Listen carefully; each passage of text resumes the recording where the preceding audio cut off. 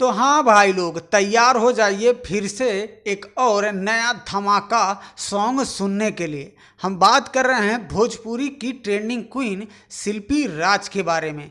तो भाई लोग, इनका जब भी कोई गाना होता है या कहीं भी यूपी बिहार झारखंड में इनका कोई भी स्टेज शो अगर हो जाता है तो वहाँ पे इनके जो फैन हैं इतना भीड़ लग जाता है और वहाँ पे भाई लोग गर्दा गर्दा एकदम उड़ा देती हैं और एकदम मचा ही देती हैं।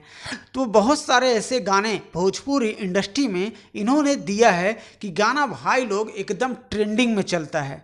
तो आज के इस वीडियो में आप सभी का छोटा भाई आप सभी के लिए एक और नए गाने का अपडेट देने वाला है जो कि भोजपुरी की क्वीन शिल्पी राज आप सभी के बीच में लॉन्च करने वाली हैं। तो भाई लोग, कुछ ही घंटे पहले इनके गाने का पोस्टर लॉन्च किया गया है जो कि आप लोग अभी हमारे स्क्रीन पे पोस्टर देख रहे होंगे, जिस गाने का भाई लोग टाइटल होगा पियवा पंतरंगवा। जी हाँ, पंतरंगवा यही इनके गाने का टाइटल होगा। और इस वीडियो सॉन्ग में फैट करते भैया नजर आने वाली हैं सपना चौहान।